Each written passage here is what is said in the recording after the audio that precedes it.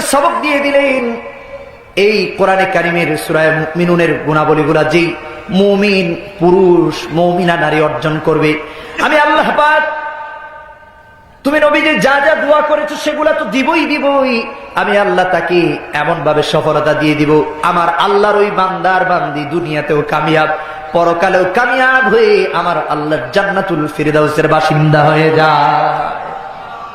এর পরবর্তীতে আল্লাহ তাআলা রেজাল্ট দিচ্ছেন, জান্নাতুল ফিরদাউসের কথা বলছেন, সে আলোচনায় একটু পর যাচ্ছি। আমার বন্ধুগণ, গুণাবলীগুলো কি আল্লাহ পাক আস্তে আস্তে করে এক এক করে গুণাবলীগুলো উল্লেখ করলেন।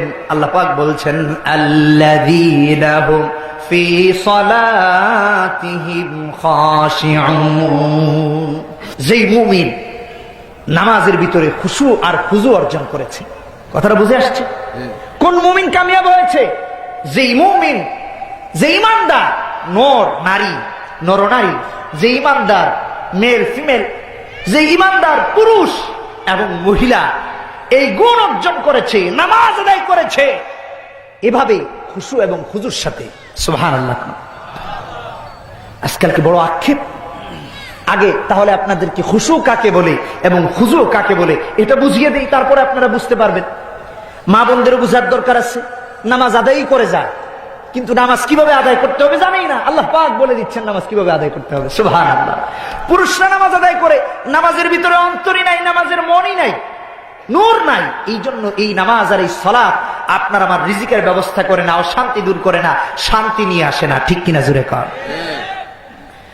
আমার ভাইরা, যদি নামাজের মাধ্যমে রিজিক অর্জন করতে চান, হালাল রিজিক উপার্জন করতে চান, ব্যবসায় যদি বরকত করতে চান, আল্লাহ পাকের তরফ থেকে যদি সাহায্য পেতে চান, আল্লাহ রাব্বুল আলামিন বলছেন, বান্দারে তুমি খুশু এবং খুজুর সাথে নামাজ আদায় করো, আমি আল্লাহ রাব্বুল ইজ্জত ওয়াল জালাল তোমার রিজিকের মধ্যে বরকত থেকে নিয়ে তোমার সমস্ত কিছুর সাহায্য আমার আল্লাহর আসমান থেকে আমি করব। কোন সুবহানাল্লাহ। খুশু আর খুজু একটা হচ্ছে খ শিন ওয়াও আইন, কথাটা বুঝে আসছে। আর আরেকটা হচ্ছে খুজু, খ সদ দদ, বুঝেন তো? দদ ওয়াও আইন।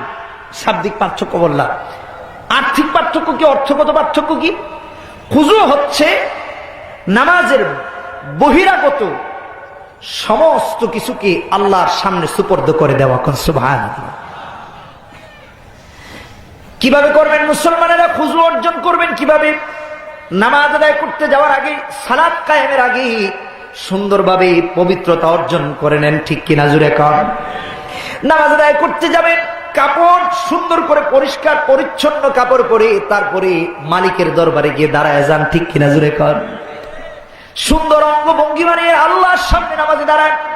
নামাজের ভিতরের ছাড়া, অভ্যন্তরীণ ছাড়া, আন্তরিক আল্লাহর সামনে উৎসর্গ করা ছাড়া বাহিরের যা কিছু আছে, হাত পা থেকে নিয়ে দৃষ্টি যা কিছু আছে, ওযু আছে, পবিত্রতা আছে, সমস্ত কিছুকে আল্লাহ রাব্বুল আলামিনের সামনে সমর্পণ করে দেওয়ার নাম হচ্ছে খুজু।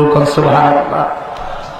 আর আপনি যখন খুজু অর্জন করার সাথে সাথে নামাজে গিয়ে দাঁড়িয়ে গেলেন, সালাতে দণ্ডায়মান হয়ে গেলেন আল্লাহর সামনে, তখন আপনার জন্য প্রয়োজন হচ্ছে খুশু অর্জন করা। খুশু কি? আত্মার সমস্ত চিন্তা চেতনা, আত্মাকে আল্লাহর দিকে মনোনিবেশ করা।